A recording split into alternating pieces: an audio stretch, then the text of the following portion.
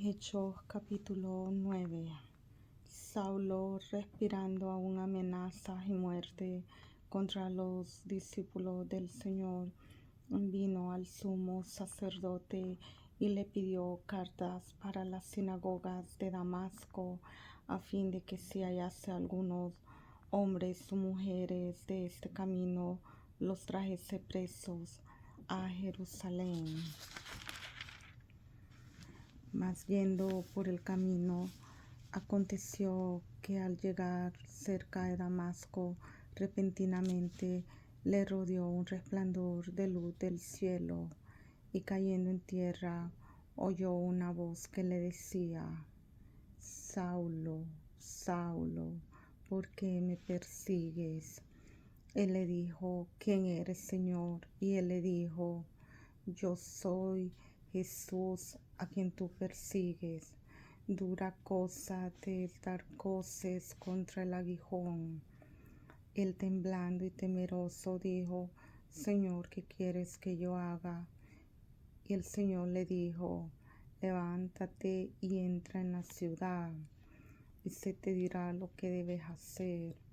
Y los hombres que iban con Saulo se pararon atónitos, oyendo a la verdad la voz, mas sin ver a nadie.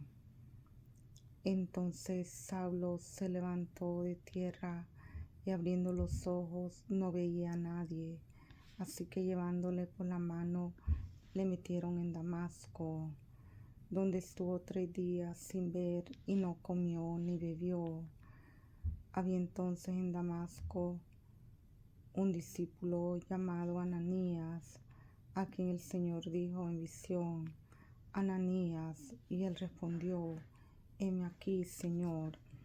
Y el Señor le dijo: levántate y ve a la calle que se llama Derecha, y busca en casa de Judas a uno llamado Saulo de Tarso, porque he aquí él ora, y ha visto en visión a un varón llamado Ananías, que entra y le pone las manos encima para que recobre la vista.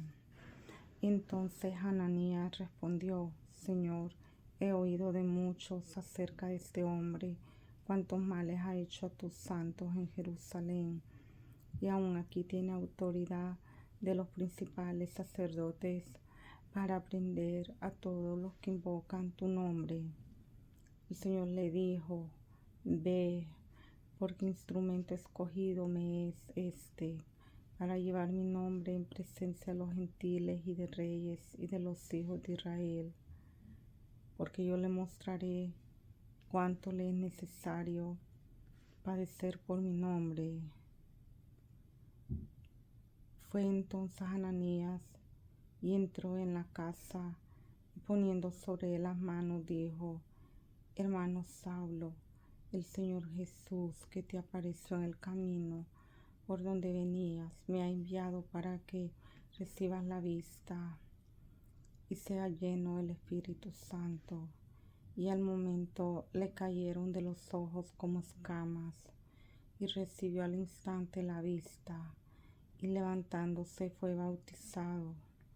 Y habiendo tomado alimento, recobró fuerzas, y estuvo Saulo por algunos días con los discípulos que estaban en Damasco. Enseguida predicaba a Cristo en las sinagogas, diciendo: Este era el Hijo de Dios. Y todos los que oían estaban atónitos y decían: ¿no es este el que asolaba en Jerusalén a los que invocaban este nombre? Y a esto vino acá, para llevarlos presos ante los principales sacerdotes.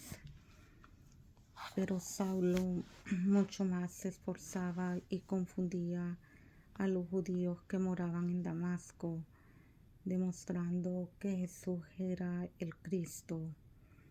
Pasados muchos días, los judíos resolvieron en consejo matarle, pero sus acechanzas llegaron al conocimiento de Saulo, y ellos guardaban las puertas de día y de noche para matarle.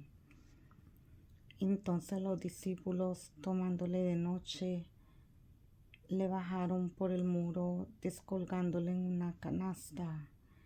Cuando llegó a Jerusalén, trataba de juntarse con los discípulos, pero todos le tenían miedo, no creyendo que fuese discípulo. Entonces Bernabé, tomándole, lo trajo a los apóstoles y les contó cómo Saulo había visto en el camino al Señor, el cual le había hablado, y cómo en Damasco había hablado valerosamente en el nombre de Jesús, y estaba con ellos en Jerusalén, y entraba y salía, y hablaba denodadamente en el nombre del Señor, y disputaba con los griegos, pero estos procuraban matarle. Cuando supieron esto, los hermanos le llevaron hasta Cesarea y le enviaron a Tarso. Entonces las iglesias tenían paz por toda Judea, Galilea y Samaria, y eran edificadas andando en el temor del Señor, y se acrecentaban fortalecidas por el Espíritu Santo. Aconteció que Pedro, visitando a todos, vino también a los santos que habitaban en Lida, y halló allí a uno que se llamaba Eneas, que hacía 8 años que estaba en cama, pues era paralítico. Y le dijo Pedro: Eneas, Jesucristo te sana, levántate y haz tu cama. Y enseguida se levantó, y le vieron todos los que habitaban en Lida y en Sarón, los cuales se convirtieron al Señor.